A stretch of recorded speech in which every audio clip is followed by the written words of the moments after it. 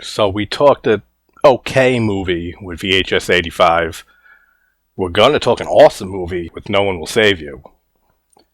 Pet Sematary Bloodlines. This movie sucked. Like, this is a blatant cash grab, this movie. Now, let me talk Pet Sematary, the original story, a little bit, since I've never done a video on the remake or the original. It's probably in my top 5 Stephen King stories. The book is just excellent. I feel like with a lot of other Stephen King stories, it's hard to adapt his movies to film correctly. And, I mean, the original is a classic. I do love the original movie. I mean, the acting is not great, especially from the guy who plays Lewis. I always forget his name. He just gives a bad performance in that movie. It's laughable. Then we got the remake. Now, I love John Lithgow so much, but even he couldn't save that train wreck of a remake that we got a few years ago. This movie, Bloodlines, is a prequel to the remake, not the original, which that'll lead into something, because the whole premise for this prequel makes zero sense.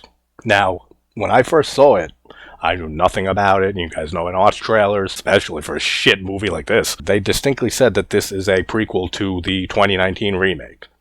Because in the original movie and the story, Judd tells the whole story about his dog Spot and how it got wrapped in barbed wire and died, and they brought it back with the pet cemetery and went after his mother, and his dad put him down. So once I found out that, alright, maybe it's just different in the remake, I haven't seen it since it came out, because the remake is not good either. He says the exact same story.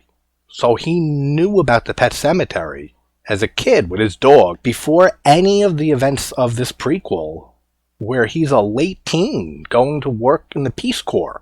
So none of it makes sense at all, just how this movie starts.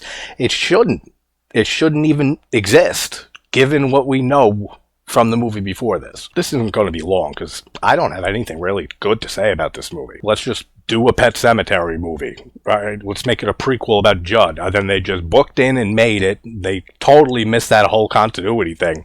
And it just feels that way. There's no life to this movie. It doesn't even look that great. Like, there's no good tension. There's no creepy atmosphere. At least the remake had a little bit of atmosphere to it. This movie has really nothing good. The performances are all decent. Like, they're not terrible. They're not good or stand out. I don't care about any of these characters, and because we already know what the Pet Cemetery is and the Micmac Burial Ground and what it does, the pacing is all over the place for this movie, and it's terrible.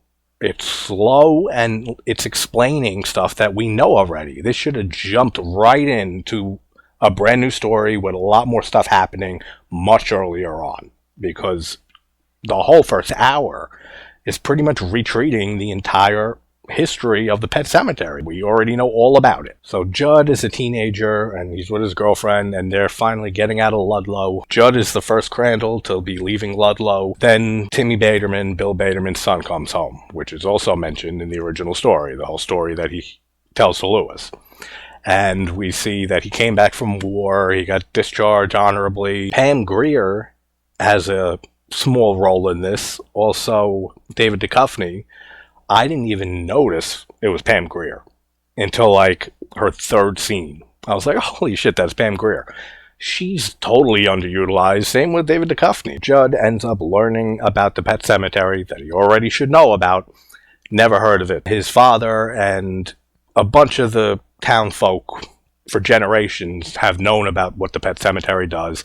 They say also that they built the deadfall that, you know, stops at the end of the Pet Cemetery before they have to climb up to get to the actual burial ground. In both stories, the original and the remake, the Indians built the deadfall. But apparently now his parents and friends did. So just between all the continuity, no good performances, there's no atmosphere, there's no tense scenes, there's no scares, it's very slow. This is just an absolute cash grab of a movie, just to bank in on the Pet Sematary name, and of course Stephen King will always be attached to that. That's all this is. I couldn't really find anything good in this movie to praise, and you know I usually look for something good in any movie I watch. Even if it's a terrible movie, I can maybe say one or two good things. This was so bland, I can't say anything good. So would I recommend it? Absolutely not. don't waste your time with this one bit unless you're some huge Pet Cemetery fan that just has to see any entry that has to do with this property.